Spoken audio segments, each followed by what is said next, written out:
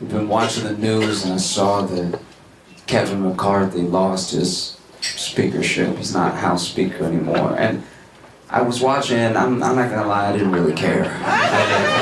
It didn't affect me in my mind at all. What I got upset about was after he got fired, he gave a 30-minute speech to the press. Why do we need that? We all just watched you get fired. Slowly, on national TV. We watched them vote to fire you. Fired, fired, fired. We watched it happen. What could you possibly have to tell us? And I was upset because he shouldn't get that. A 30-minute speech after he's fired. He should not get that. We should get that. Think about it. You get fired from your job, and then you have 30 minutes for an exit speech to say whatever's on your mind. Imagine you get fired and you work at Taco Bell, and now the floor is yours for half an hour. You just walk up, thank you all so much for your time. He steals, okay? He's a thief. We all know it. Y'all firing at me, but all right, he steals every day, okay. Also, these two that you keep putting on shift together, they fuck in the fridge, all right? I've walked in several times. Everybody don't eat the chalupa or the crunch wrap. The tortillas are compromised. Every forgotten job should have that thing. You know what I mean? Let's say you're a mail worker, UPS, FedEx, post office, and they fire you. Then you get 30 minutes to just let them have it. You walk up and you're like, okay, you're gonna fire me, but all right, cool. Just so y'all know, most of the mail is dildos, all right? So if I go, nobody comes, all right? Thankless jobs should get it. You're a social worker, and they fire you. You get 30 minutes to speak to the public. You just walk out and you're like, all right, you want me to go? I'm gonna go. There's only 3 of us. So good luck. Also, that kid over there, serial killer, all right? Just watch him. Because it's not like he even gave a good speech. McCarthy's speech was horrible. He started his speech, you can look it up, by being like, I didn't get good grades in school. Why would you open with that? That's basically that dude walking up being like, I'm dumb as hell, y'all right. I should have never had this shit. I saw another story that, there was a rich guy that died, and they were reporting it on the news because he died when his little plane went down. That's what the news was calling it, his little plane crashed, and he passed away when his little plane hit the ground and everything. They just kept saying little plane over and over again, and I was like, just say jet. Like, it was a jet. Like, you know what I mean? Like, little plane? That's crazy. Like, I understand why they say little plane. They said little plane so we'd feel bad for him. Because if they say a guy died when his little plane went down, you're like, oh, what a tragedy. If they say a rich guy died on his jet, you're like, good. I'm just saying it, you know? But they just kept saying little plane, and the tone they had was weird. They were just like, died on his little plane with his little dick. Like, it just felt weird. It felt like he was the anchor's ex or something. Like, it just had that ex energy. Like, he died on his little ass plane. Little broke ass. It was rented, by the way. He didn't own a plane. It's odd. Just say jet. It's more respectful to just say jet. We don't know this man's story. I look at myself. I come from Louisiana, and I don't come from money. If I ever raise my net worth to the point of being able to afford a jet, and I buy a jet, and then I crash land in my jet and I die, and then they're reporting it on the news, and they say Josh died on his little plane, I will come back to life just to whoop ass. That is crazy. Call it a jet. That's what it is. You know? I don't know why I'm so passionate about this.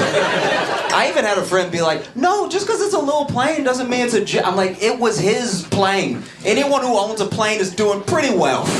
You know? It's like not like owning a little boat. You can own a canoe and still be poor. You know? That just means you have enough wood to stay afloat. But if you are going in the clouds whenever you feel like, that's money. A little plane. My favorite story, though, my favorite thing that happened was Paris Fashion Week. If y'all aren't familiar, Paris had its fashion week, and all these people high up in the fashion world, rich people, celebrities, they all descended on Paris for a week to see and be seen and stuff. And while they were there was an outbreak of bed bugs, which is hilarious. It couldn't be. You gathered all the richest people in the world together in one place and gave them bed bugs? Are we sure this wasn't an activist? You sure this wasn't Greta Thunberg trying new things? You know what I mean? Just her sitting there like, you take a jet, you pays the price. You know, could have been, we don't know. But it was amazing. They gave all those rich people bed bugs. It made me laugh so hard because it's fashion week, so half of them dress like bed bugs to begin with. So like, bed bugs probably thought it was mating season, you know what I mean? They were seeing them walk by like, okay, come through, thickness. I'm gonna take a bite of you later. But no, people from Fashion Week spoke to the press and the public, people from the local government spoke to the press and the public and everything, and mostly everyone was trying to maintain a sense of calm the entire time, right? We're very sorry that this is happening. This is not a reflection on our beautiful city. We're doing our best to move people. Just please stick with us, right? But there was one person that was my favorite. The deputy mayor also spoke to the public and the press, but when the deputy mayor came out, he was like, it's an outbreak. No one is safe. What kind of leader says no one is safe? We just came out of a global pandemic where no country's leader said no one is safe, even when no one was safe. That's crazy. Then the mayor, because the mayor came out, she was ready. She was like prim, proper. She made me feel reassured, and I wasn't even in Paris, right? And then she got this assistant-ass mayor behind her. No one is safe. She's probably like, get him out of here. It's crazy. No one is safe. Every leader I've ever had has tried to maintain a sense of calm in a crisis. I remember when I was in middle school, in English class. And English class was after lunch. And I had seen this kid at lunch, and he had a nasty-ass lunch. I don't know what it was, but as soon as I saw it, I was like, he gonna be sick. That is disgusting. And so then I sat as far away from him as I could, corner of the classroom. And then middle of class, sure enough, his stomach started bubbling. And we all hear it. He just over here taking notes like... looking at us like, y'all don't hear me, right? It's like, of course we hear you. His stomach is loud as hell. And then in the middle class, he jumps up and runs out. And on the way to running out, because he was very sick, he threw up on the back of like 7 kids' heads. And our teacher said, calm down. I know y'all just got thrown up on. Let me get some towels. It's gonna be fine. She didn't say, no one is safe. You see what I mean? I worked at an Italian restaurant that burned down, right? It burned down, and even as the head chef was trying to put the flames out on his back, no one yelled, no one is safe. We just tried to put this man out. Actually, one of my favorite things about when that happened was, okay, so the chef is on fire, right? Like, and then the line cook ran out to the dining hall where everybody else was, and then just yelled to the whole dining hall, we on fire, motherfuckers! Which is like as informative as it is unhelpful. Like, he's telling them the details, but not enough to get them moving. Also, we are not on fire, just he is on fire. Some of the building is on fire, but mostly as we, it's just him. He on fire by himself, right? And so no one knows what to do, because even if someone ran in now and was like, we on fire, motherfuckers, you wouldn't immediately jump up and run. They looked at him and they were like, so is he on drugs or what's And it wasn't until the chef ran out behind him out the door with a couple flames still on his back that everybody cleared out. He yelled, we on fire, motherfuckers. He didn't yell, no one is safe. What would even possess you to put the words to get to the public, no one is safe?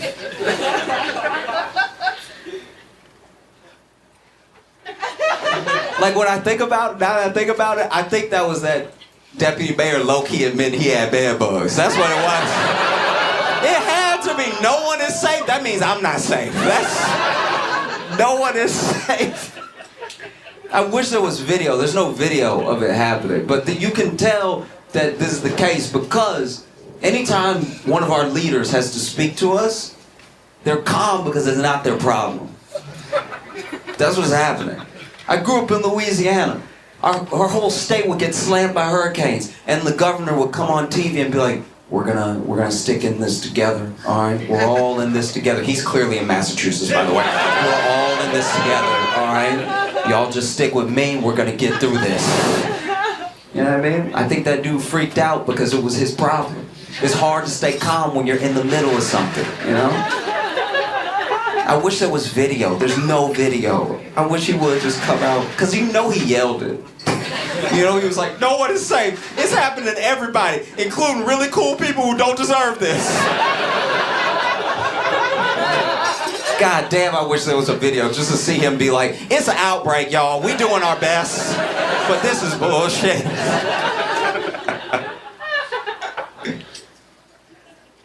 You know, okay. We're trying to distill this idea for a minute, so just stick with me.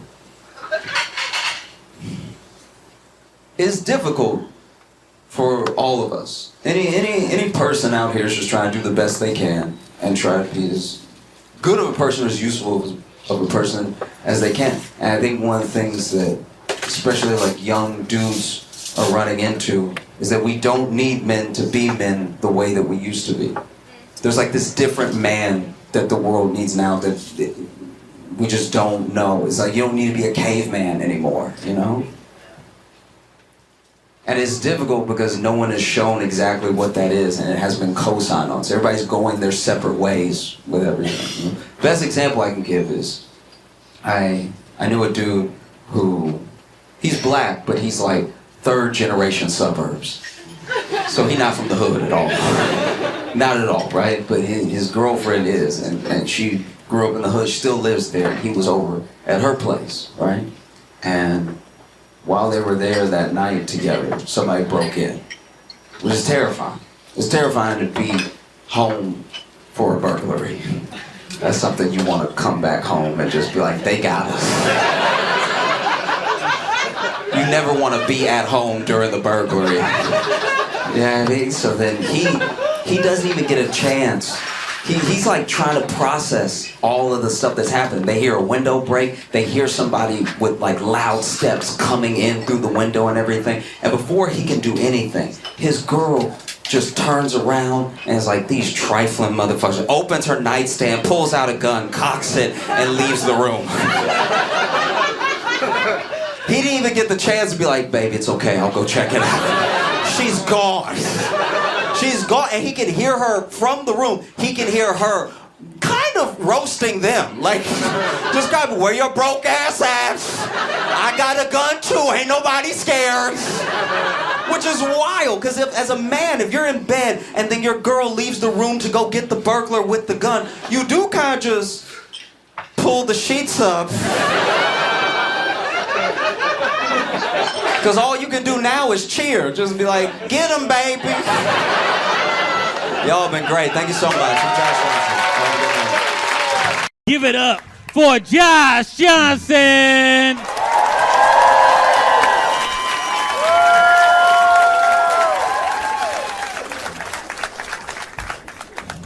This weekend, wow, it is for everybody. I imagine this weekend was weird. It was weird because for like half a day, we did think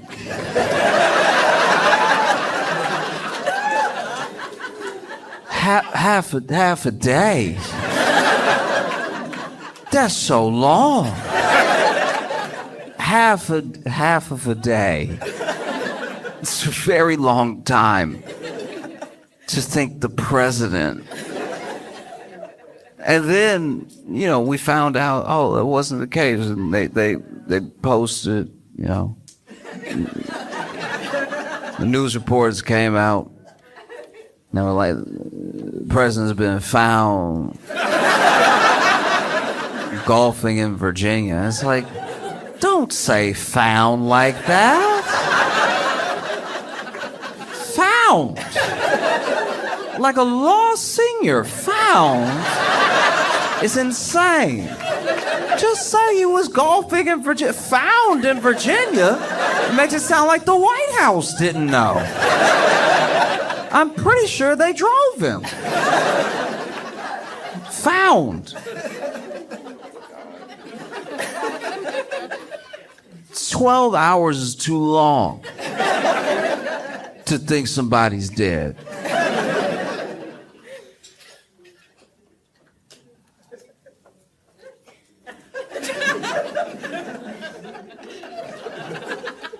My buddy lives with his grandpa. And every time he thinks his grandpa's dead, he finds out in about 5 minutes.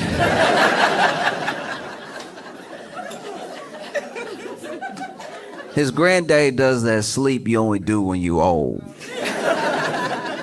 You know that sleep where you like, I don't know why, but like it seems like after 70, people just sleep with a little bit too much neck. You know what I mean? Like his granddad can't just go to sleep. He always hit the. Like, that's a very dead way to lay. That's how Talia died at the end of Dark Knight Rises. She like.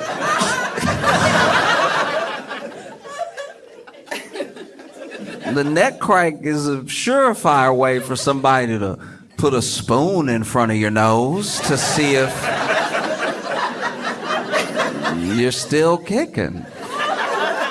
He does it a lot, apparently, you know, because his granddaddy sleeps pretty deep. There's that whole thing about sleep being the cousin of death, and I think it's his granddaddy's half brother, because not even a snore, not even a you know what I mean? He said he always thinks his grandpa gone when he take a nap, because the way he falls asleep, which, to be fair to my friend, this is I've never seen this in anyone else in my entire life. But he says granddad will go take a nap. He'll announce it too, like, I lay down. And then he goes to lay down, whether it's on the couch or it's in his room, and lays his head back.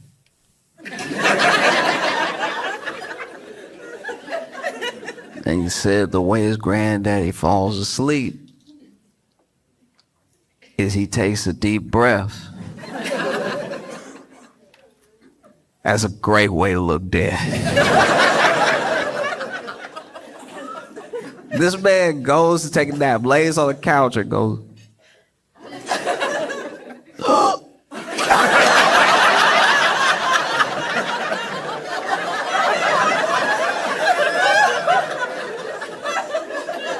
Now, to be fair to his granddaddy, every time he wakes up, he does finish the breath. Said his granddad never wake up peaceful. He always wake up.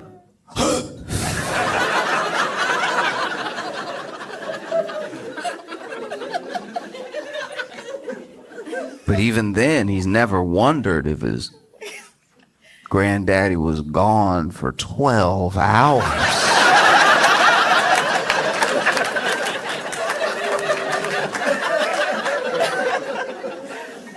12 hours. Jeez. And we thought that because Trump doesn't look good. You know what I mean?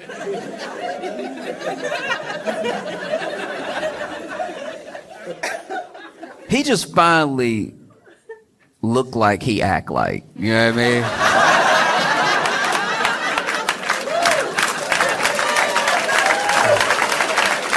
Like if somebody listed everything a person did next to everything that they ingested, you'd be like, that's not a person who's well. And finally, he doesn't, you know, he just doesn't look like he's doing great. You know, I didn't even know the term. He had some venous thing. Turns out that venous thing was his ankles. His ankles. I don't know if you've seen them. World leaders have seen them.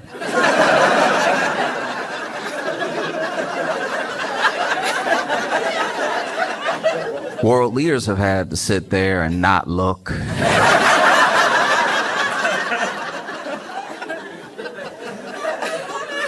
In case you're not familiar, look, Trump's ankles are...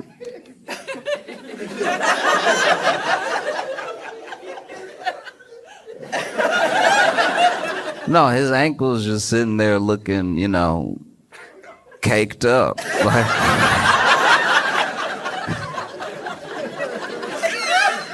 I mean, he got some thickums under those socks. Trump's ankles have quite a bit of booty. I can't imagine what that must be like to be an aide in the White House and walking next to the president, taking orders from the president of the United States, but all you can hear is his ankles clapping.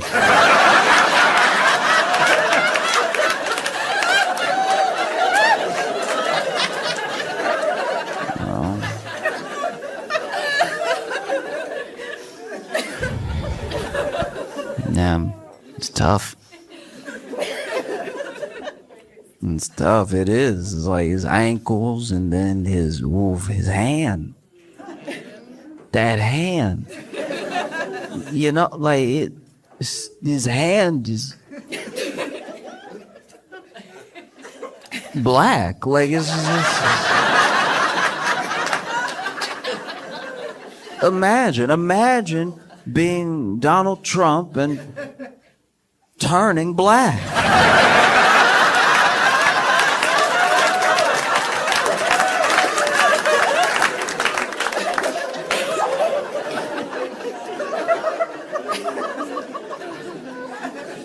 No one's more upset than him.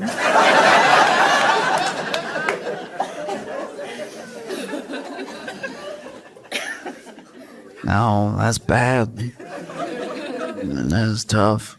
You know, he's over here trying to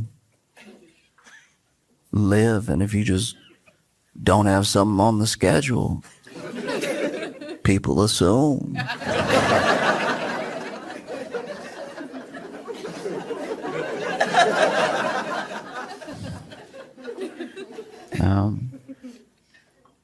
It's funny too because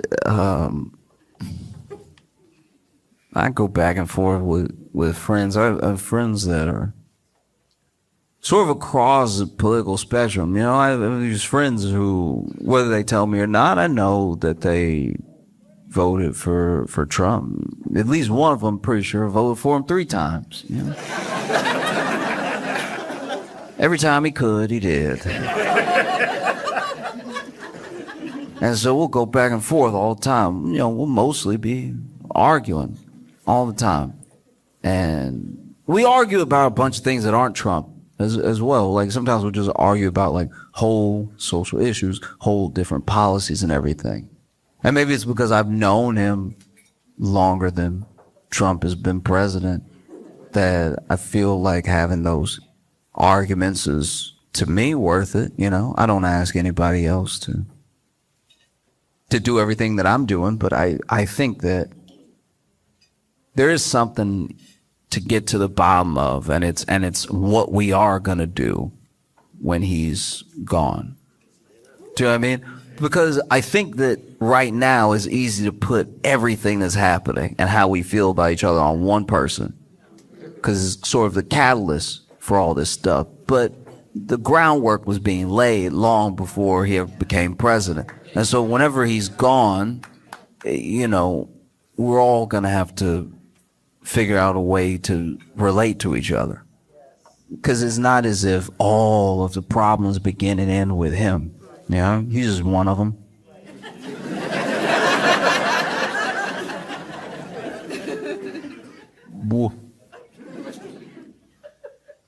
But I don't know. No idea. It's maybe. We don't know.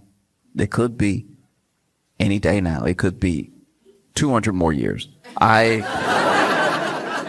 Truly, like my grandma was in the nursing home before she passed, and I would go visit her and everything. My grandfather as well. At different times, they were in nursing homes, and when I go to visit them, you'd see people who had to be 3,000 years old, and it's like, I don't know. You try to live a life that's full of love, and like you try to make memories and moments with family, with strangers. You want to have a full life. You want to have a life that you look back on and you're proud of the impact you had on people, and along the way, try to maybe, I don't know, eat right when you can, but enjoy yourselves, Drink sometimes, not too often. Maybe party a little bit when you're younger and wean off of it as you get older, but do your best to have a really impactful life, even if you never become whatever it is, like rich, famous, popular. You're someone who, by being in other people's lives, their lives are richer. And same way that trees in the forest have roots that overlap, your life impacts other people's lives. You create ripple effects and create positive change in the world. And hopefully by doing all the right things, you have a good long life. Or you could be the devil and probably live way longer, like way longer. So many of those people in that nursing home were very mean. They were so mean. I was like, man, life must run off hate fuel. How are you this old and mad you're alive too? Be sitting there, nothing keeps you alive longer than sitting in a rocking chair and not rocking.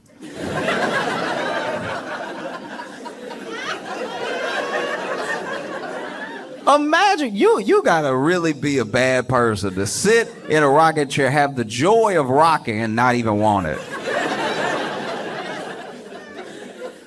My friend said, he went through a similar thing. He would go to the nursing home, visit his grandparents and stuff, and he said every day there was this old dude in a rocking chair, not rocking, sitting there, arms crossed in the chair.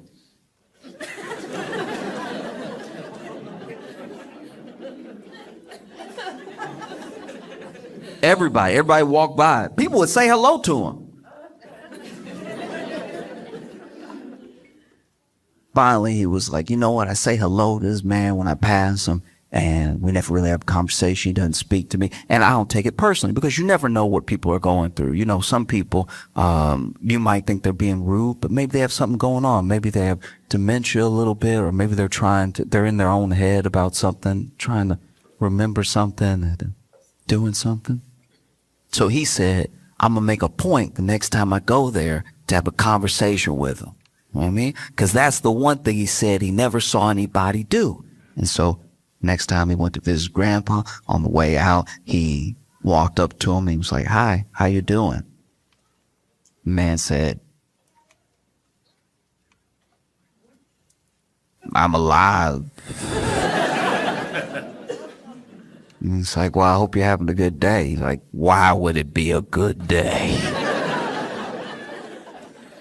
And, well, it's nice outside and everything, sun shining. You're in a rocking chair. And he was like, I'm in a rocking chair. I don't like this rocking chair. I just sit in it so nobody else cares.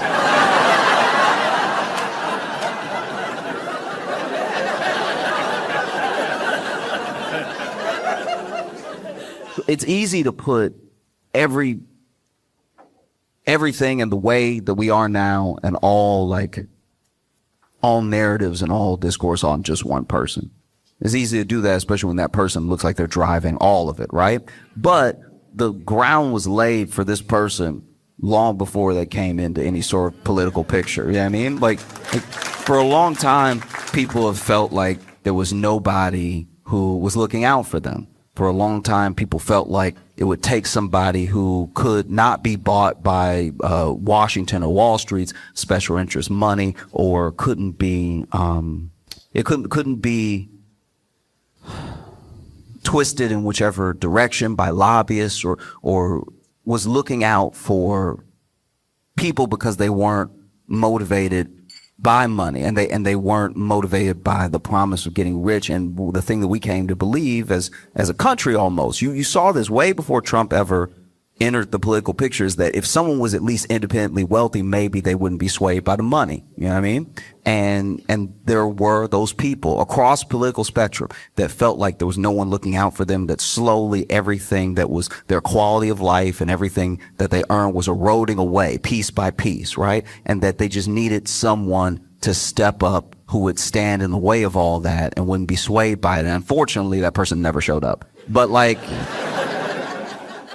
And so I have these arguments with my friend, and there was one point where I'm going back and forth for a while, because I felt like for everything that he said, I was saying something that was a reason why he shouldn't trust Trump on it, or why I didn't think it was something that was going to happen, you know?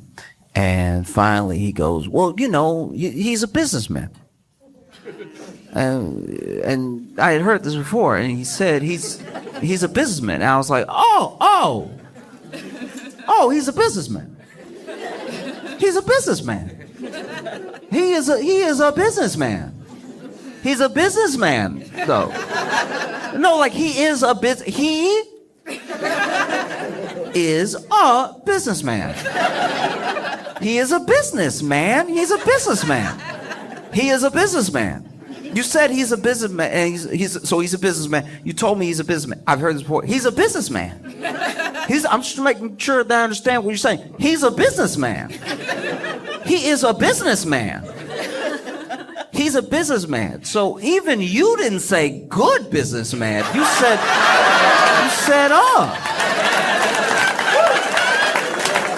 You said, as in he's one, as in, yes, he does business. It's a businessman. Yeah. He's a businessman. He is a businessman that bankrupted a casino. You know casinos.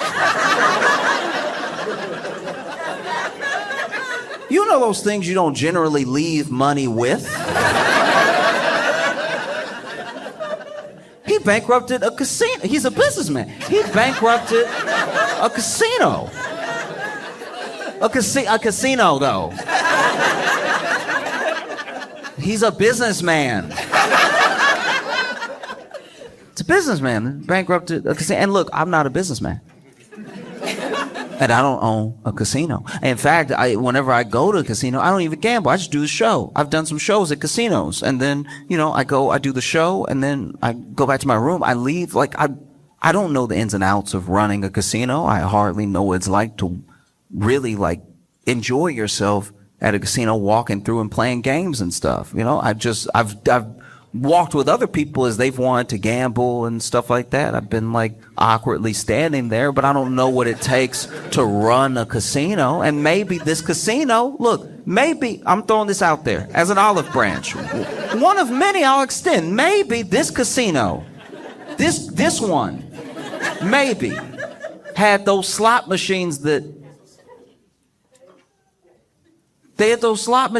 really give you credit for how hard you pull them.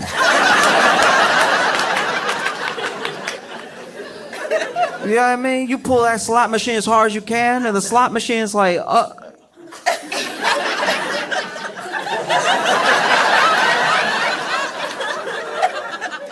okay, Daddy.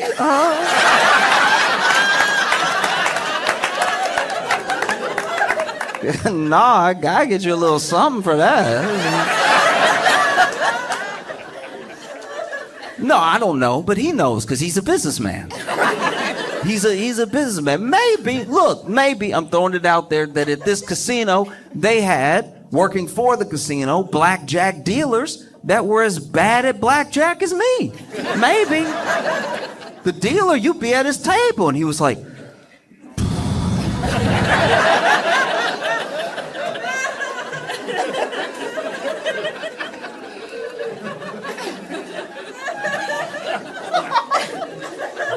you said hit? You sure? Okay. And you win again. All right, wonderful. I don't know. He probably knows because he's a businessman. Maybe this was one of the only casinos in all of America, maybe in all of the world, the only casino with clocks.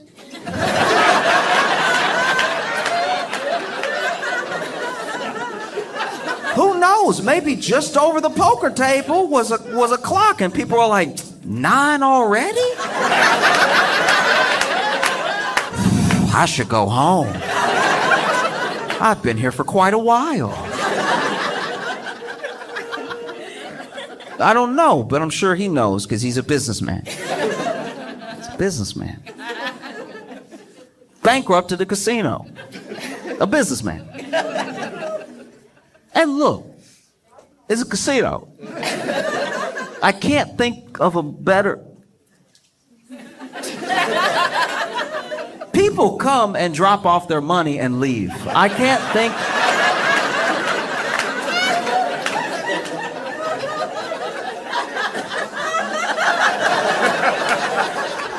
I am not a businessman, but I can't think of a better business to make money. You can't even have casinos everywhere. But, you know, this is my thing. A part of me does understand how someone could think all we need to do is get a businessman in there to fix everything, because I think that America runs so much like a business, even in the parts that it shouldn't, that obviously we're going to think everything translates to business. You know? Like I didn't, this was where I was naive, I'll tell you right now. I thought that even if there was no national pride or community, or even if we couldn't find some sort of like camaraderie as Americans, we at least, at our very core, loved money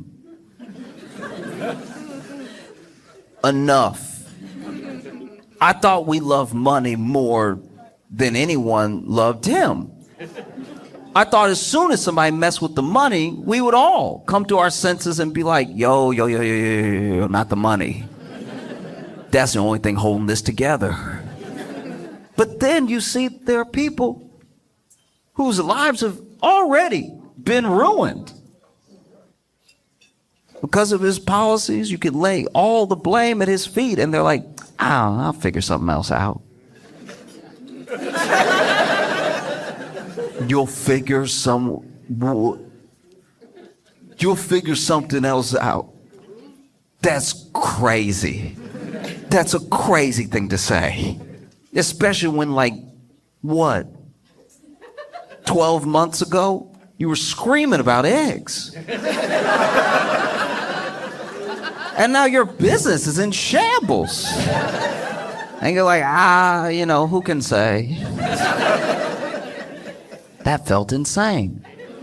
But also, I think that if you look at America as a business, it would make sense that you would want a businessman in there. But the thing is, you can't run the country the way you run a business.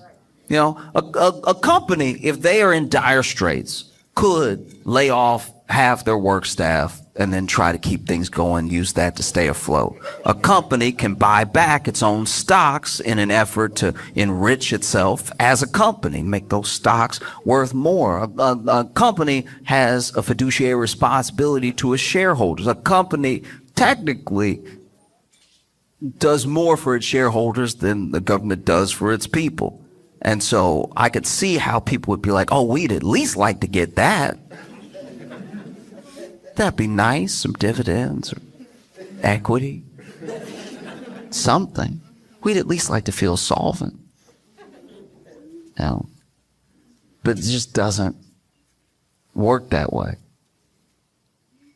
And I don't think it should. I think that a business now is very different than a business before. Like there's a thing that happened, and maybe it's only like my frame of reference because of age and everything, but I think that something happened in 2008 that we haven't recovered from still, which is that, like, for the first time ever, companies that truly screwed up beyond measure, like actually beyond measure, like they should have crashed everything. This is the type of stuff that you read in the textbook and then they, hung everybody. Like that's... We don't realize it, but that's the level of like nasty that it got in 2008. If you had, knocked off a couple 100 years and put it in France, there would have been a guillotine. You know what I mean? And instead, there was a bailout, but instead of a bailout of the people, it was a bailout of the companies, because we believe in business so much. We believe that everything works like a business, to the point where even the politicians, naively, maybe some of them sincerely, were sure that if we keep the business afloat, it'll keep the people afloat, because then people won't lose their jobs, and then people will still be able to get these services, and people will still buy these products, right? And what ended up happening is that, so many people were foreclosed on, so many people lost their jobs anyway, people's like 401ks and retirements were destroyed, and then the people that they gave the bailout to sort of, trickle down the economics, something got stopped up right at the top. And so people who had wrecked the economy beyond measure got a bonus. They got a bonus for wrecking usually when you break something.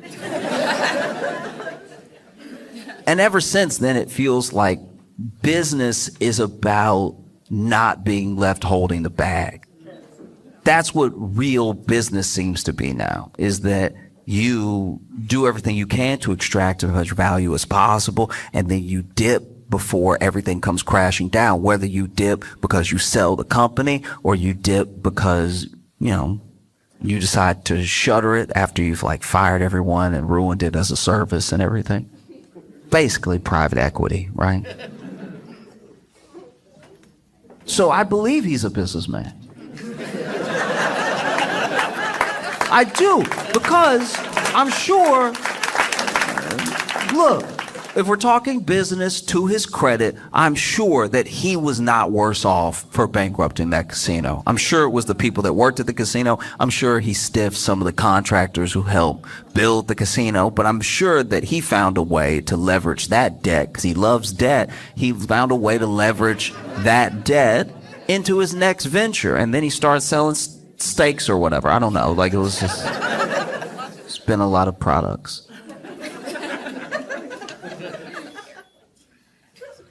You know what else it is too, is that you can't focus too much on this one person. It makes him more important than he really is. I understand that he's president. I understand he's one of the richest people in the world. But as far as importance, it's about what lasts, This dude, no wonder we thought he was gone. He went on Fox News. No wonder we thought he was gone. Trump went on Fox News. Everybody forget this. Trump went on Fox News and just started randomly. No one asked him. Randomly talking about how he was trying to get into heaven. And it's like, then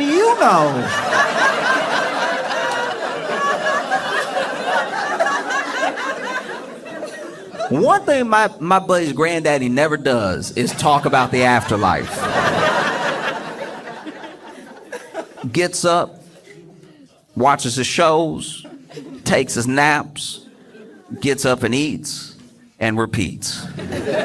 If he was pontificating on heaven, I think people would just start assuming that every nap really was the last nap.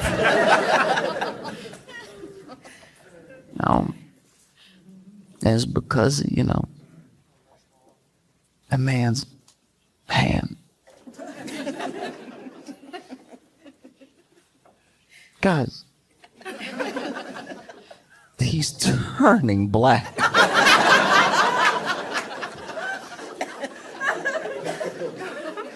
But I don't, look, I truly, I talk about Trump because he's in the news, but I don't really care about Trump. I care about people. What's going on with people? All of this is going to outlast this one person, you know? And even in California, you see in California where there was one case, it seems contained and already treated and everything, but it is happening. One case of plague. You know plague. You know plague. Plague. Some would ask which plague. Apparently, the.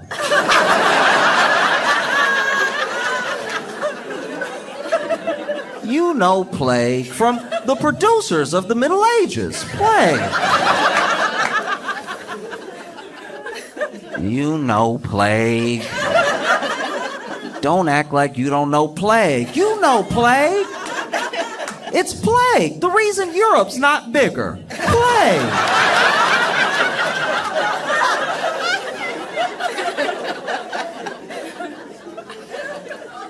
You know plague. And no matter how much you may hate Trump, you gotta admit, this is some pretty bad luck. He 2 for 2 on presidential terms and plagues. That's crazy. That was wild. Yeah, first one a fluke. The second one,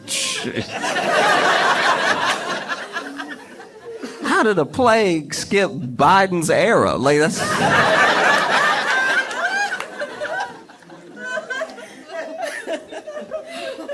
Plague.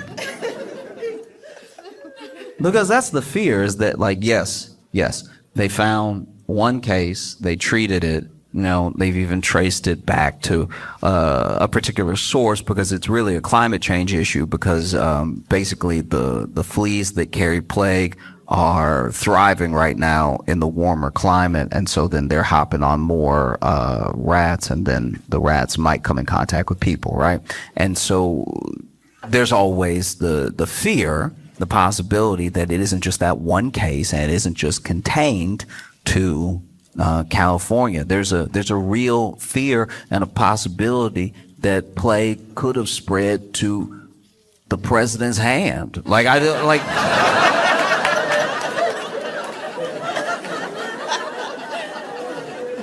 it's possible.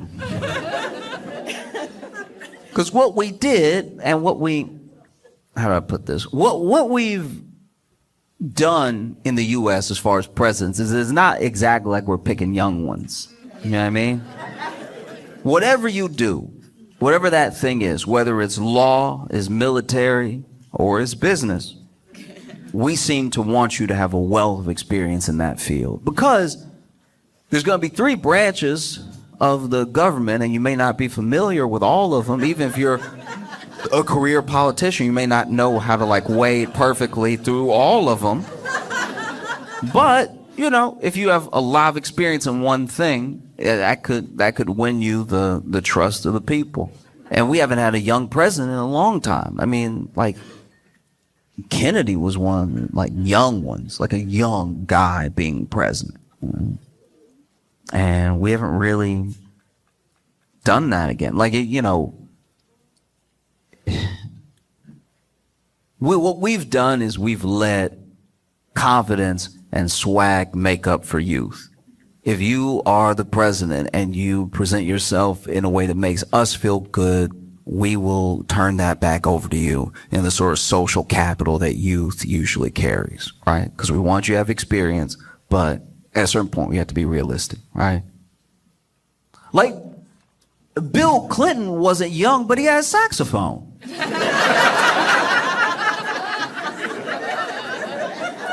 We had a saxophone, so we defended him. We were like, that shows lung capacity. Have you heard him play, though? And then you had George W. Bush. Look, George Bush wasn't young, but he.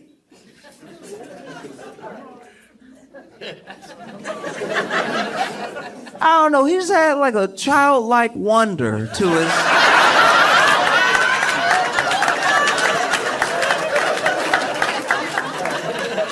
You could always tell when he was addressing the nation and he had also just learned a new word.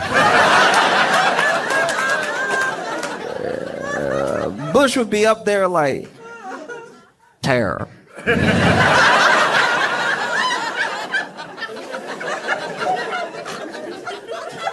Did I do it good?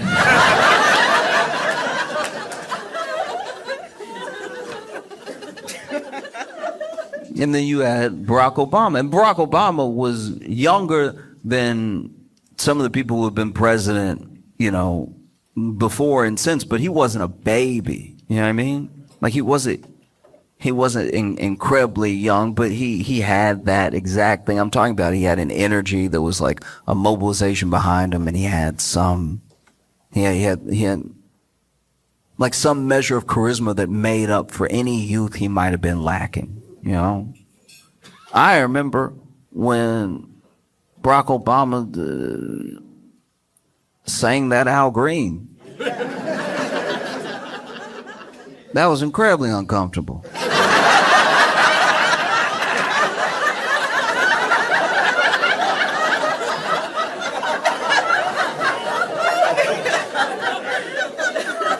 No, because when it happened, I was at a get together with a bunch of aunties going, "Oh, Barack." I'm like, no.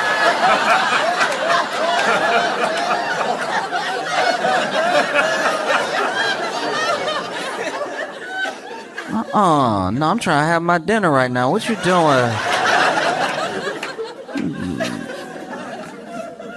Can't eat meatloaf in these conditions.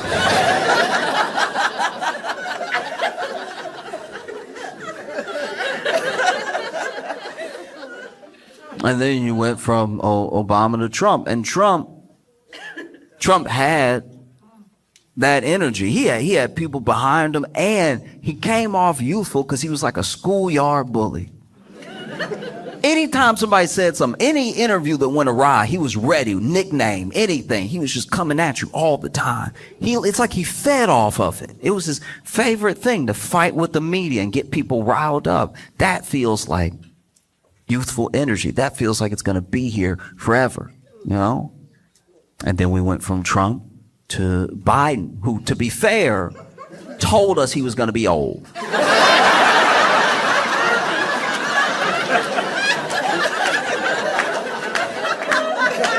I've talked about this before. We were coming at Biden. We asked Biden, and Biden was like, "Are you sure? I got a Werther's in my mouth right now."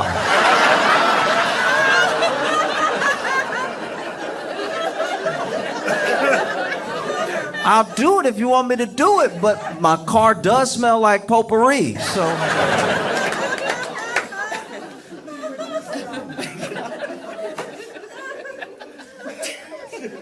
I'll do it. If y'all want me to do it, I'll do it. For real. If y'all like, no. Like if I'm the only one that can stop them, if I need to do it, I'll do it. But just know, when I shake world leaders' hands at the G7, G20, whatever,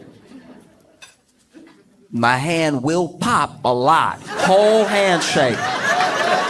It's gonna sound like Orville Redenbacher.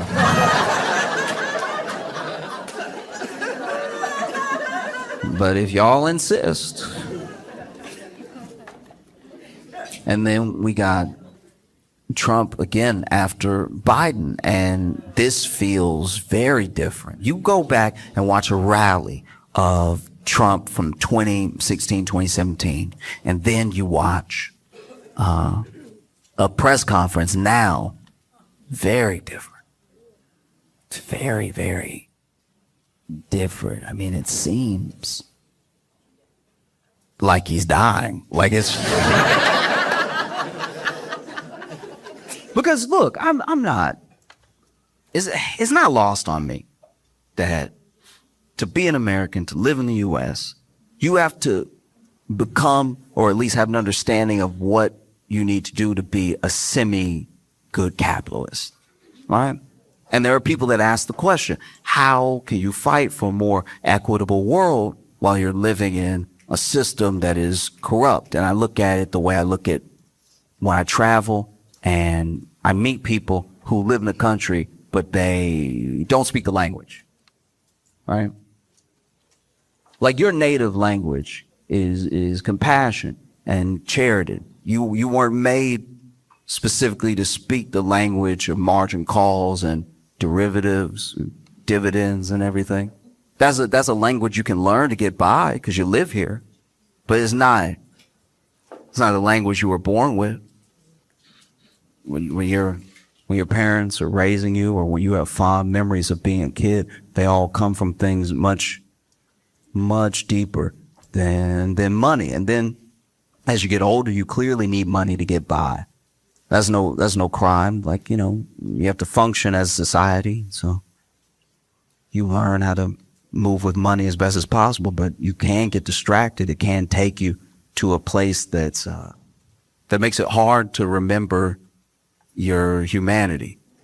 You know what I mean? Like some people look at anyone who has succeeded in business as someone who must have earned it, but that's not how all business works. You know what I mean? Like if I own a house and I set it on fire and I run out of the house, am I a genius or did I just have an insurance policy?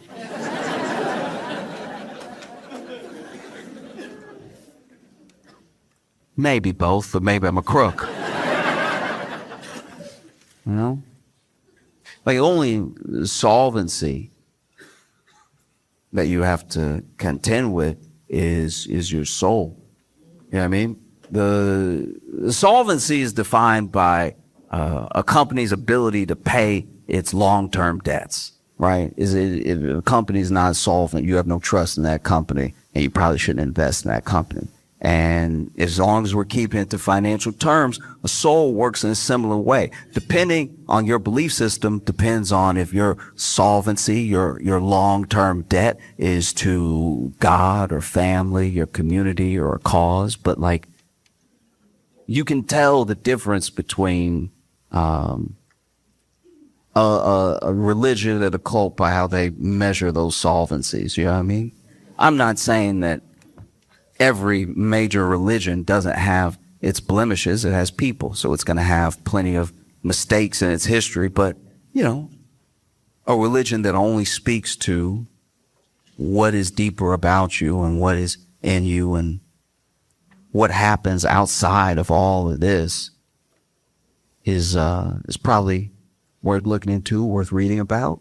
And anything that brings it all the way down to the material good is probably a cult. You know what I mean?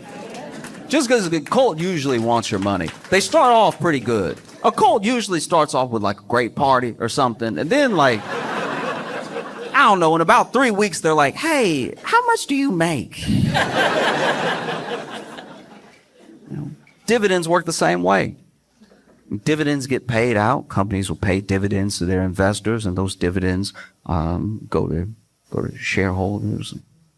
They go to investors. And if you have ever been the beneficiary of someone's kindness or goodwill, then you have dividends to pay throughout your life, And I don't know if that can be understood if you only understand business. Country isn't a business. It just isn't. You know what I mean? Like,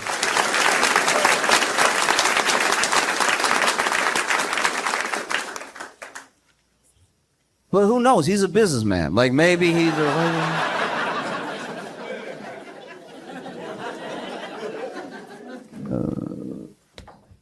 Trump is a businessman the way JFK Jr. was a pilot. You know what I mean?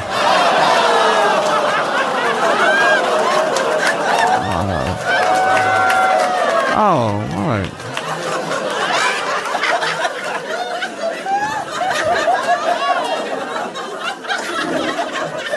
No, you should groan. You're on the plane.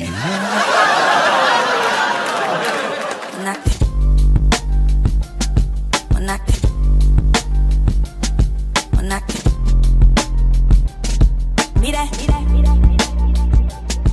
when I can. I'll tell you what, though, I've been listening to some of Beyonce's album, the new album, the country one, and everyone has what feels like a lot of feelings. Like some people are like, "This isn't country." Some people are like, "What a beautiful country album," you know. So. And some people are just interested in it because they feel like someone as big as Beyonce making a country album brings people back to at least some semblance of the history of like black origins within country music, right? Because and I don't expect everyone to know. I didn't know. My friend was telling me all of this stuff. I didn't just know this offhand. My friend was telling me that a lot of the instruments that come from early country, because like a lot of country comes from bluegrass, and so some of those bluegrass instruments were instruments that slaves made, right? Because they already had origins in West Africa. Things like the banjo, which were initially made with like gourds, stuff like that, like things that would later become the banjo, things that would become the fiddle, things that would become the tambourine, that were infused in this bluegrass that became this country music. Also, while a lot of the chanting from spirituals ended up as like choral elements and lyrics in some early country songs, and I thought that was so interesting. It's like weirdly buried because everything has to be such a binary for us. This is either black music or white music or anything, and I think people's contributions sometimes get diminished because of that. And then some people were talking about how it's important for Beyonce to make a country album because it is an overshadowing experience of a black person doing country that opens door for more black people who are already doing country, right? And that there's been some resistance to that, which a part of me does kind of get. Like if you're in country and you see Beyonce coming, wouldn't you be like, we have to stop this? This can't, come on. Don't, please. Yeah, I mean, something seems like super, super white, and then a black person comes, and they're like very talented in it, you know? You let Tiger play a little bit of golf. And not only did he win all the titles, he banged all of your women. Tiger alone, and then you see Beyonce coming, you're like, can I have nothing? So yeah, that's where the resistance is coming from. You know? But that's what I find so fascinating about the origins of a lot of music in America.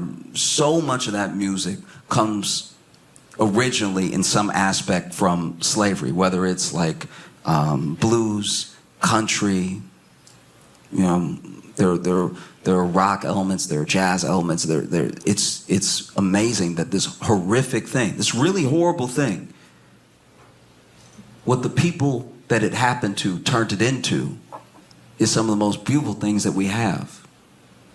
I think that's incredible. I really do. I actually think about it a lot because I don't think that everyone would be able to do that. Like, what if the roles were reversed?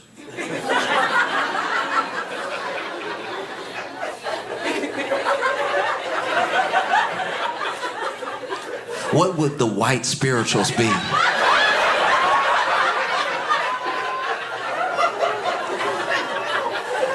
Because we can't take this lightly. We cannot take this lightly. I know I've used the word already in the set, but slavery was an abomination of humanity. No person should ever be able to treat another person this way. And out of all of these horrors came some of the most beautiful things that we've ever heard. Even if just down connecting the lines, connecting the dots to a person that's alive now. They have this music because this thing happened and someone made something beautiful out of it. But what if it was reversed? What if there were whites in the fields tilling the earth under the hot sun, which is not kind to white backs. And as they are tilling this earth, they're trying to find something in all of this devastating trauma to exhale their hurt in as beautiful way as possible, to build community among themselves. And they're tilling the earth as hard as they can, right? And then in the distance you hear, just a small town girl.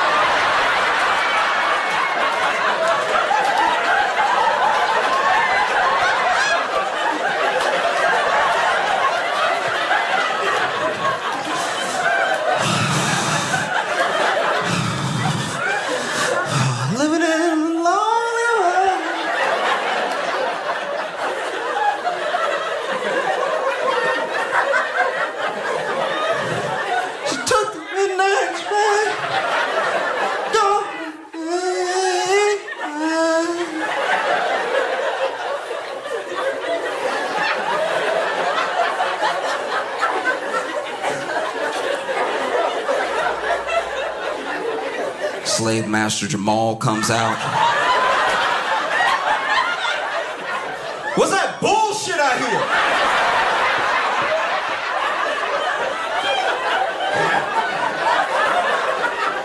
Yo, everybody get back to work, for real. Ain't nobody playing with y'all.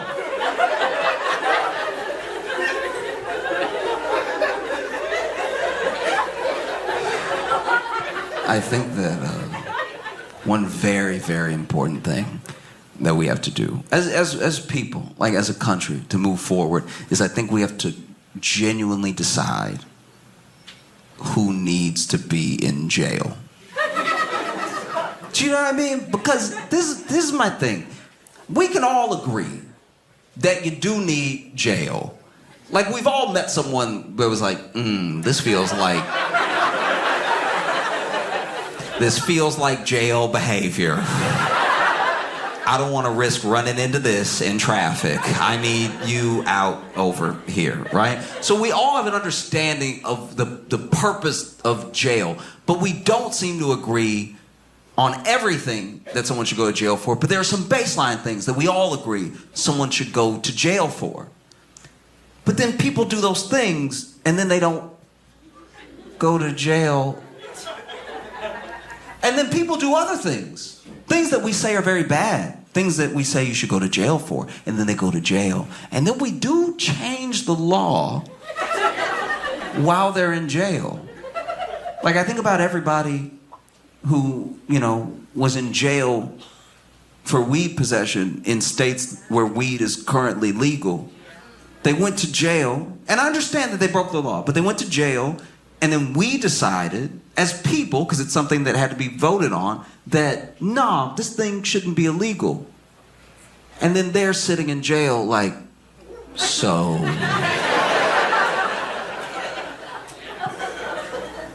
what about me? Oh, no? Okay, I'll stay. Wow. Like, I had a friend who went to jail for, weed possession, right? And he did have a lot. He had quite a bit on him. He had, I'll call it an entrepreneurial amount.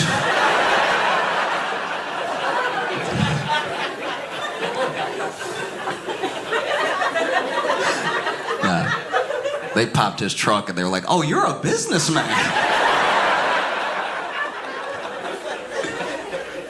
Oh.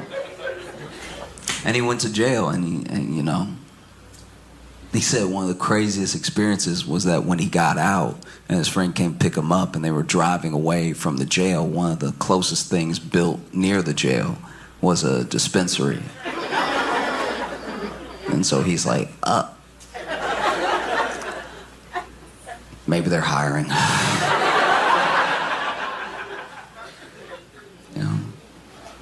Because we all know people, in theory, who should be in jail and aren't. You know what I mean? We've all worked with somebody who we know is crazy.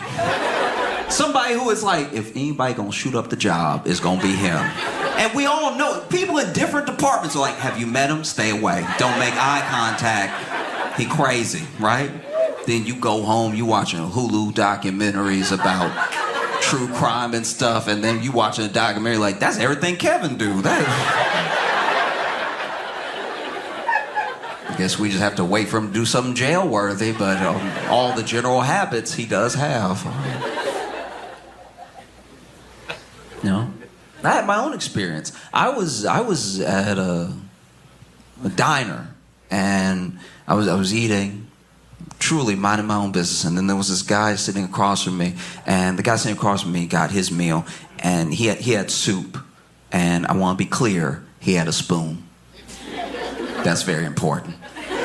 Everything I say next is unnecessary because he had soup and he had a spoon, all right? Everything required, soup and a spoon, he had it. God gave him everything he needed in this situation, a soup and a spoon to go with the soup. And rather than using the spoon like any normal, maybe tax-paying citizen, this man grabbed 2 forks, shoved them together, dipped them in the soup, lifted it up slightly, and was slurping it while maintaining eye contact with me.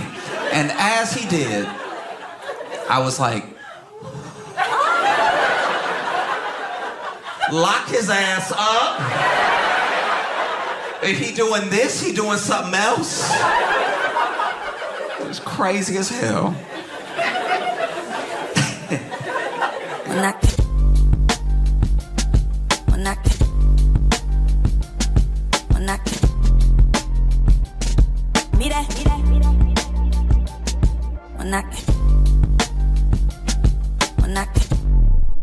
He's the newest correspondent on The Daily Show. Ladies and gentlemen, make some noise. Break down Saturday, everybody!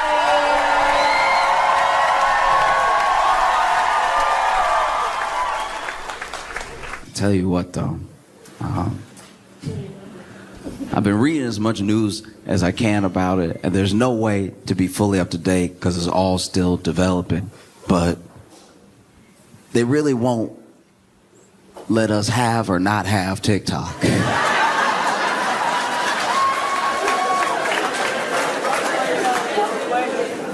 There's so much conflicting news. I've never seen so many notifications on news. News notifications that say it may be.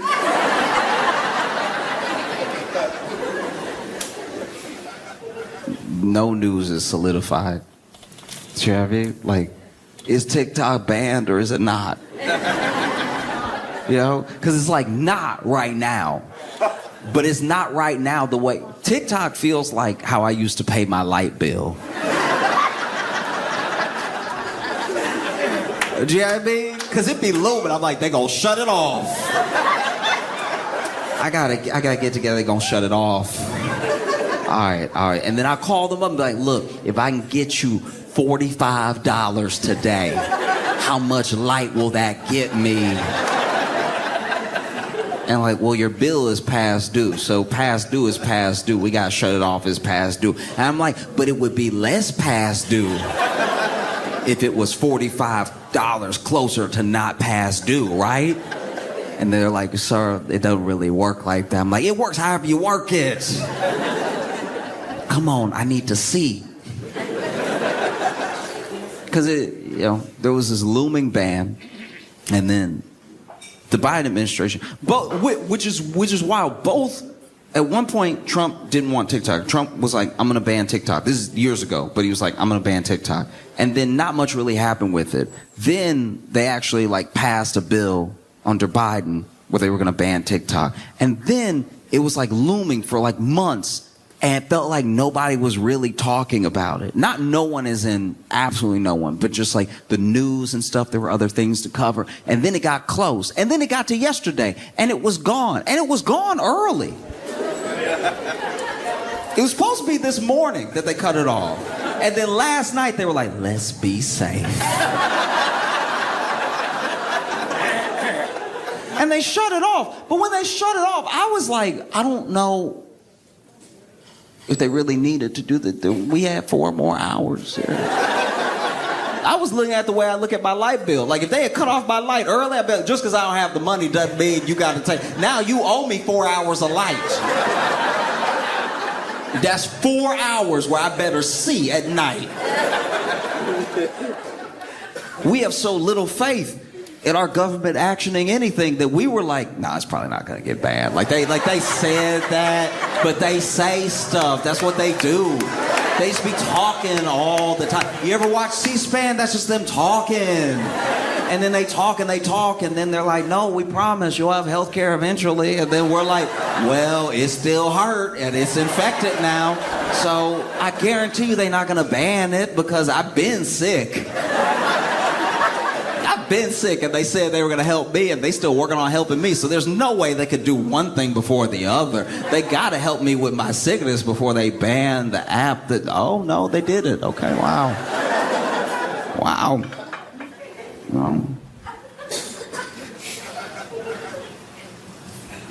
It also comes down to what people use the apps for, because they all serve a different purpose. Lots of people have everything, by the way. Lots of people have all the platforms because they use them for different things. Even if they post the same thing on everything, they get different things out of it, like different feedback from the different communities that are on all the platforms, right? Because every platform has a different function. You go like Facebook. Facebook is like general life updates, but in like a major way. It's when paragraphs worth of stuff has happened to you. You know? And there's pictures too, but the pictures usually go along. Usually it's like somebody quit their job, so they post a picture of a sunset, and then they just talk about everything their job ever did wrong to anybody.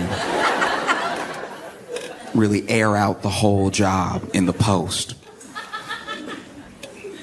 Twitter is mostly for when you hate something.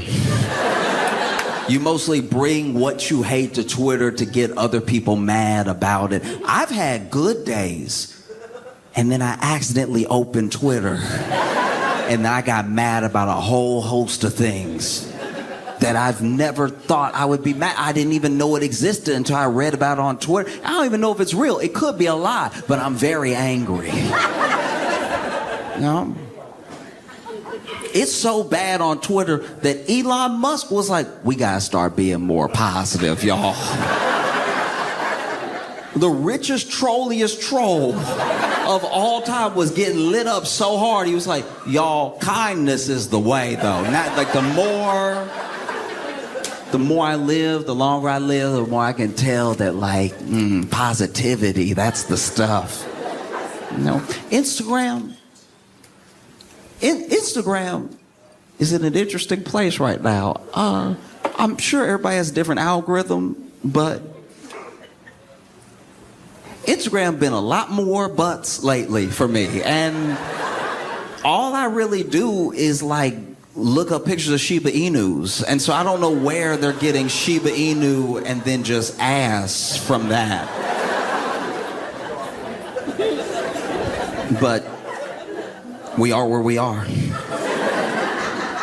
You know, Reddit is a huge platform that doesn't get enough credit for being like in the top 5 of like used platforms. You know? And on Reddit, that's where the secrets come out. You find out stuff on Reddit you didn't think was humanly possible. People will tell you stuff on Reddit that either happened to them or that they did, where you wish that there was. You know how people said for a long time Facebook wouldn't do anything about it? For a long time, everyone was using Facebook. So this was talking about like when I was in like high school, college, everybody was using Facebook, and they were like, why can you only like stuff? You should be able to dislike stuff. You should be able to, and they finally added all the emoji icons for the different reactions to a post. On Reddit, when I'm reading sometimes, I deeply wish that there was just a police icon, just so I could be like, all right, that is jail. That's jail.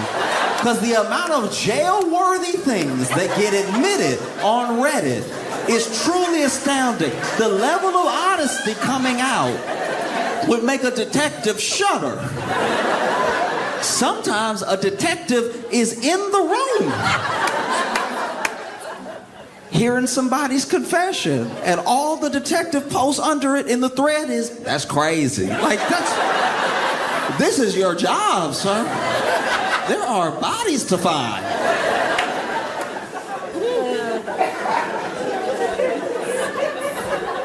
And then TikTok served a new purpose. TikTok was in this really interesting place. I don't know if it still is to everyone, but it had the jump. It had the corner market when it came out on like authenticity. Yes. You could blow up on TikTok by being yourself. There was no like algorithmic thing that you had to figure out. Some people went that route. Some people were like, oh, you know, you have to have a flash on your video in the first 2.5 seconds. That'll make people blink, and before they know it, they've been watching for 10 minutes. Like, there were all these posts about how to get people on your page and keep them there and get followers, stuff like that. But mostly what people were won over with and how followings grew was people just being themselves. In fact, people on TikTok didn't like a polished look. That was like a real separation from the rest of social, because everything else, whether it was YouTube, Instagram, Facebook, even Reddit, when videos were posted to a degree, people really got into the production quality, because for so long, all we had was Hollywood.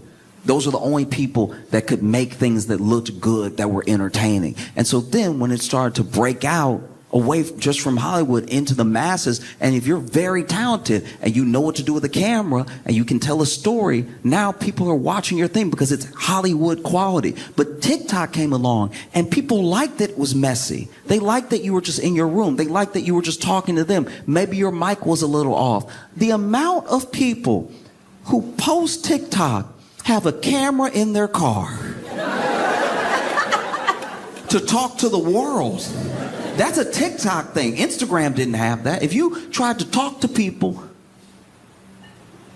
on Instagram from your car in a video, telling them your thoughts, your feelings about life, you go back before TikTok blew up, you try to do this in your car on Facebook, people would be like, oh, you mentally ill, okay. I didn't know. I had no idea until you started talking about your breakup in your car. Like I was in the room with you, but I'm not. Like, TikTok invented all that stuff. Like, I'm not saying that there weren't people who were posting and streaming and doing stuff everywhere, but I'm talking about making it normal, right? That was a TikTok thing. And even if you have the same piece of information, you post it to the platform with different expectations, you know? Let's say you got engaged and you tell everybody on Reddit.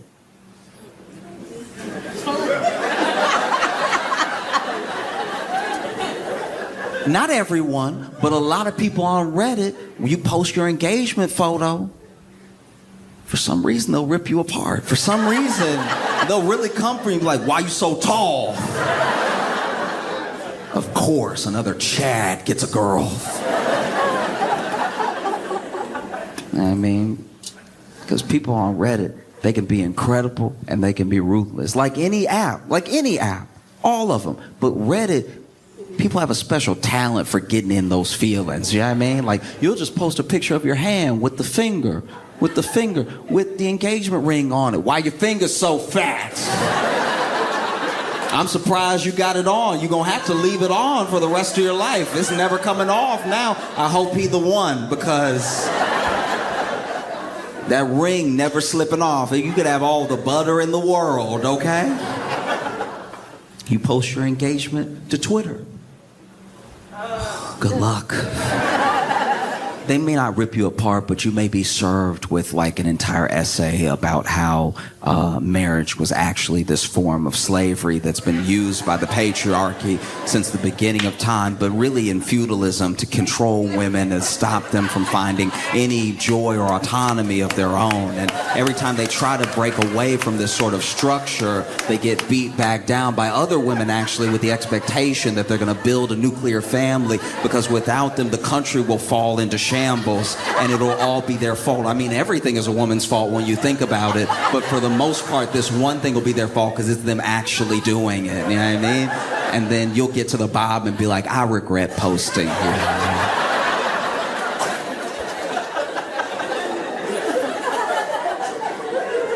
You'll post your engagement to Instagram. Instagram, I'm not gonna lie, that will be one of the better places to post, but it will be filled with a lot of fake love.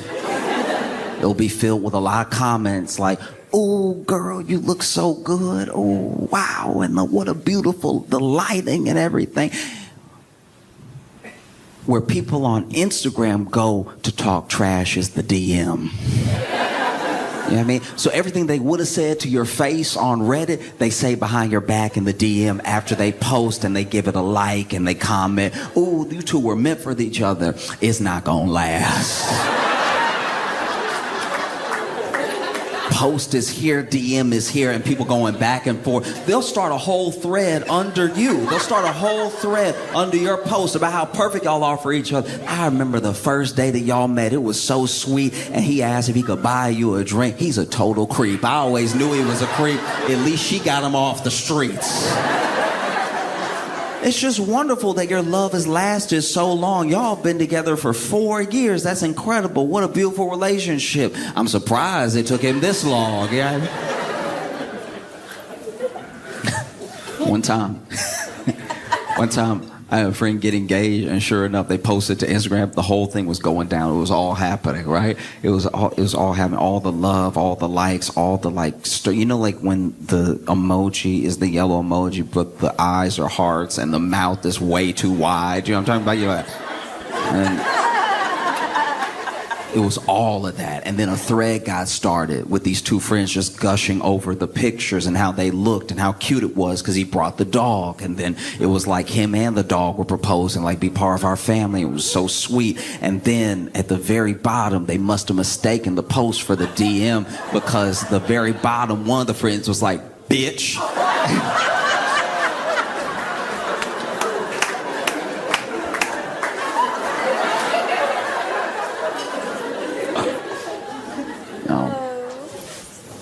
You post your Instagram, you expect certain things, you know. You post your engagement to TikTok, anything could happen. Because once again, the thing that led people to people was their sort of authenticity. So if you post to Instagram, now the parasocial relationship that gets built on Instagram is different, because those people are like people that you probably kind of knew. Facebook used to just be people that you know. And Instagram made it more popular to have friends that you were never gonna meet, but you do know, right? TikTok now has completely lost that sort of connection, but there is a parasocial relationship from the amount of time someone has been following you. So you post your engagement to TikTok, and people are either over the moon for you, or they're like, why am I seeing this?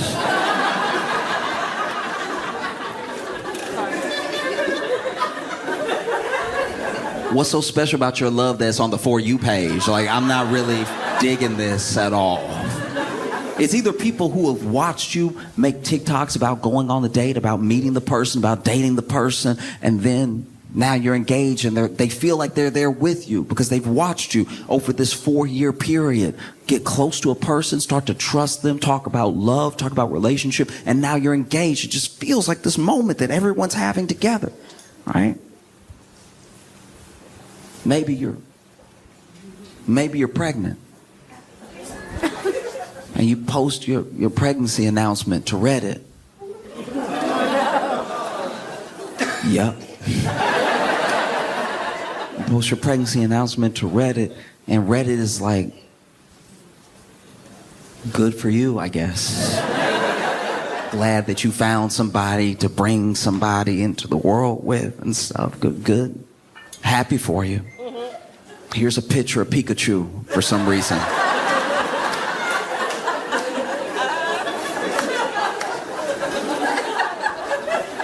You post your pregnancy announcement to X. And a thread starts. A thread from a quote tweet of you posting your pregnancy from someone who doesn't know you, talking about how pregnancy is actually a patriarchal tool that's been used since the beginning of time. Since Eve, it's been used as a structure to hold women down, connected to men that do not deserve them, all right? Men that just sort of anchored them to the family unit. And they say that they'll be providers, but they go off and they die in wars caused by other men for treasure and for land. And then you are left with the child, and a child that will eventually resent you for not having that sort of male figure in their life, because it's your fault that he went to war. It's your fault that there was even a war, because you were just living being a woman while there was war. How dare you, right? And so then people start arguing in the thing. People you don't know, by the way. You don't know these people at all, but now they're arguing about the merits of pregnancy. And then it turns into this weird thing about if you should breastfeed or use formula. And then everybody's like kind of attacking each other on that. And people are saying some really out of pocket things. And you don't really know who these people are because they have like avatars of anime. But at the same time, they're talking about how like you're not a real mom unless you breastfeed. And you're like, in what world are you even human or are you AI? Like this feels like the CIA or something. It's crazy. You post your pregnancy to Instagram. Get ready. Get ready for the overwhelming amount of fake love and bad advice. Random bad advice too. Comments that are not only not helpful, they're almost not what the post is about in a way. It'll be like, congratulations, but don't drink any lemon water for 7 months, all right? Like, why? It's like, oh, I did, and now my son is a felon. It's like...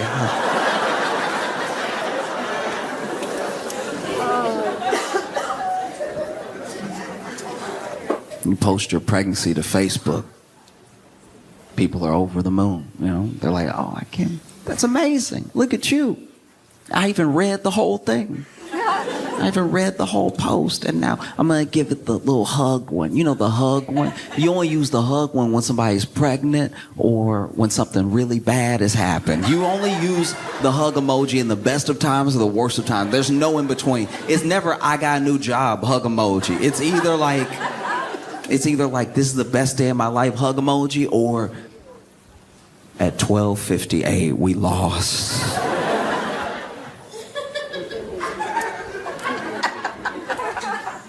You post your pregnancy announcement to TikTok.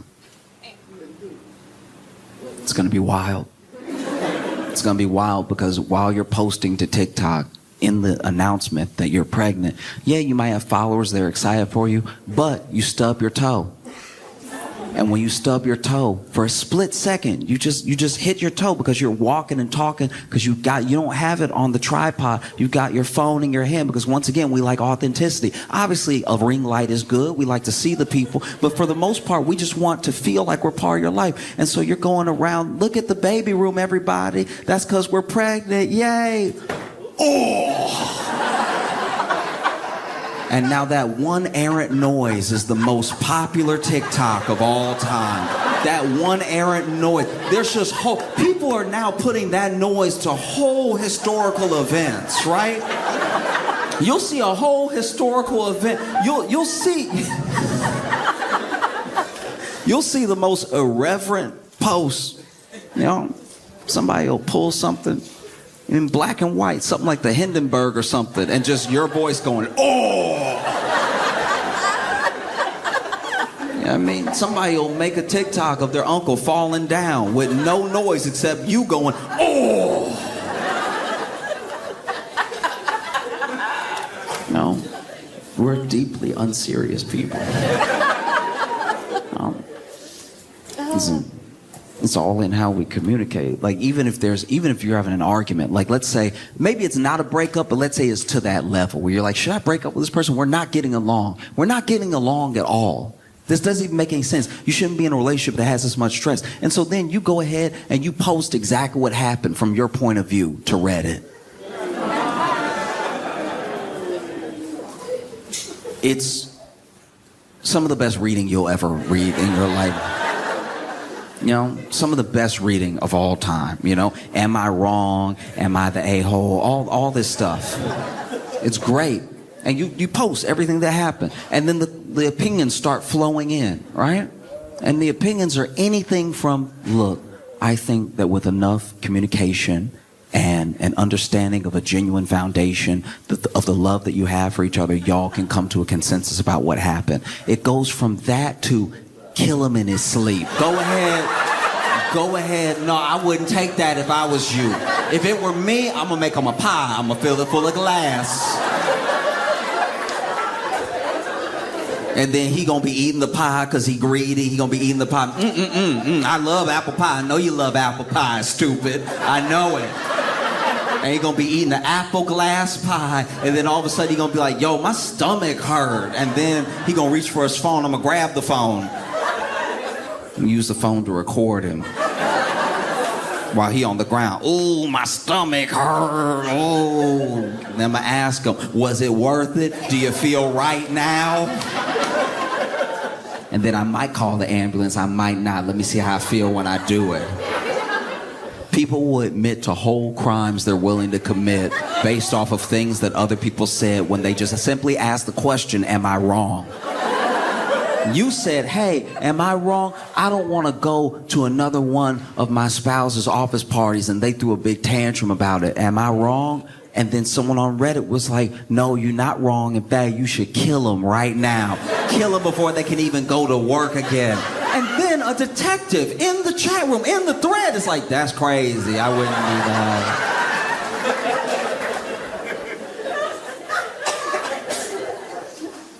that. You post an argument that you're having to X. Here's what happened. Look, I'm just throwing it out there. This is what happened.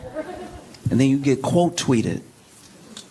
Someone you don't know who like knows the situation because they read the tweet, but is clearly inserting a lot from their life into the argument you're having. Because you're like, hey, I don't want to go to another one of my spouse's office parties. Am I wrong? Because they threw a big tantrum about it, said that I don't support them and stuff. And then someone quote tweets it and they say, you know what? I've been in a situation like this, and while we don't know each other, I feel like we're in a similar boat because the person that I was dating at the time was very selfish, and anytime I wanted to do something or not do something for my own well-being, they didn't want to hear it. They didn't want to be a part of it, right? It was either their way or the highway. It was either their way or I was a bad partner, you know? And just because I didn't want to be with them while they were doing their work, I was a bad partner, which isn't fair because they were a drug mule, all right? They were a drug mule, and because I don't want to travel that much, I'm cool with them drug muling. I just don't like going to Mexico like that. I don't need that many trips to Tijuana. I just want to stay home one weekend. But they're like, no, you need to hold the bag. I don't want to hold the bag. You're the mule, not me. Mule better. Why are you muling with help? Do your job. It's your job. It's not our job. I work in an office.